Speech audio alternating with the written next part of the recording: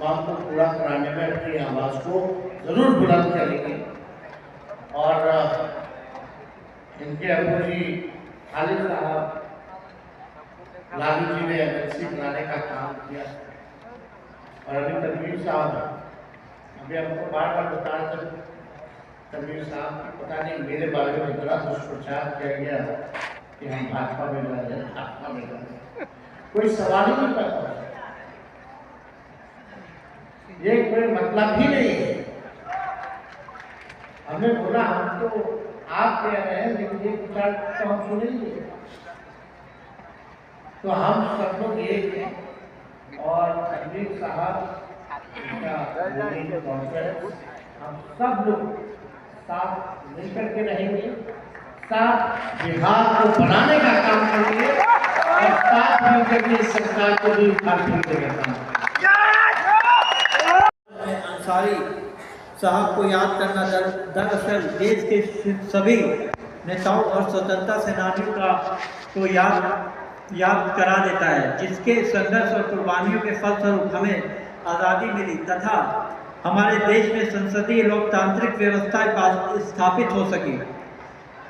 साथ में विनम्रतापूर्वक कहना चाहता हूं कि अंसारी साहब की जयंती मनाने का मेरा प्रयास सिर्फ इसलिए नहीं कि वो मेरे दादा थे, बल्कि मुझे लगता है कि ऐसा समारोह या आयोजन नई पीढ़ी को अपने उन बुजुर्गों को जानने का अवसर और समय उपलब्ध करा देता है जिनकी आंखों ने इस महान देश को आगे ले जाने का ख्वाब बुना था, जो इस देश को शांति सर आज जो है कयूम अंसारी जी का यौम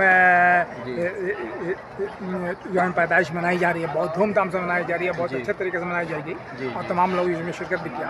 इस मौके पर आप जो है अपनी कौम को क्या, आप चूँकि जनरल सेक्रेटरी हैं, आप कौम को क्या पैगाम देना चाहते हैं? देखिए, आज तो 1 जुलाई है और आज अब्दुल कयूम अंसारी साहब की बाबा कौम की 120वीं जयंती है। और सबसे पहले तो हम लोग सुबह में गए थे, वो बिहार गवर्नमेंट की तरफ से प्रोग्राम होता है इसके मेमोरियल हॉल में, हम लोग वहाँ पे गए। डीएम साहब त्यागराजन साहब आए हुए थे, हम लोग इस प्रोग्राम में हिस्सा लिए, फिर उसके बाद अपने प्रोग्राम में आए। और अब्दुल कयूम अंसारी साहब ऐसे शख्सियत थे कि आज उनके जितने भी दल हैं, जितने बिहार में जितने भी दल हैं और देश में जितने भी दल हैं, तो सभी लोग उनकी जयंती बना रहे हैं।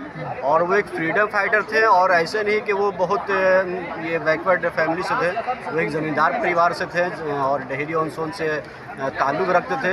आज भी उनकी बड़ी हवेली मौजूद है और कई बीघा वो अपनी ज़मीन भी वो ये किए हैं, वक्फ किए हैं बिहार गवर्नमेंट को, वहाँ बिहार पुलिस रह भी अभी रही है जी। तो उनके जो ये हैं पोता हैं तनवीर अंसारी साहब, तो उनके मतलब क़यादत में, उनके रहबरी में आज प्रोग्राम हुआ, काफ़ी अच्छा रहा। माननीय तेजस्वी यादव जी भी आए, राजेश राम जी आए, कई सारे दल के नेतागण आए, तो ये मतलब सब कुछ अच्छा मौजूद रहा। और लास्ट में आखिर में तेजस्वी यादव जी ने ये कहा कि जो हक है, जो अति पिछड़ों का हक है, जो पासमानदा का, जो अंसारी भाई का हक है, वो हक हम लोग देने का काम करेंगे। और तनवीर अंसारी साहब को ये भी कहा गया है कि आप हमारे साथ आइए, कॉन्फ्रेंस कीजिए। आज आप लोग बिहार में आने वाले दिनों में बिहार में चुनाव भी है, उसमें हमारा समर्थन कीजिए, हम आपके साथ हैं।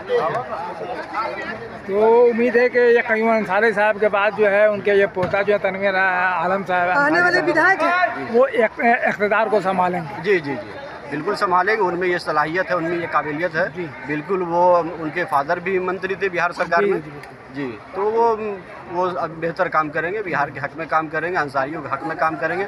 वो पिछड़ों की आवाज़ हैं और उनकी आवाज़ के सभी लोग हैं। बिहार की आवाम से अभी हमारी अपील है कि बिहार के लोग तनवीर साहब के हाथों को मजबूत करें और तनवीर साहब का साथ दें। आपका नाम? जी, मेरा नाम फैज़ अकरम हुआ, जनरल सेक्रेटरी बिहार स्टेट मोमिन कॉन्फ्रेंस। ठीक, शुक्रिया, थैंक यू।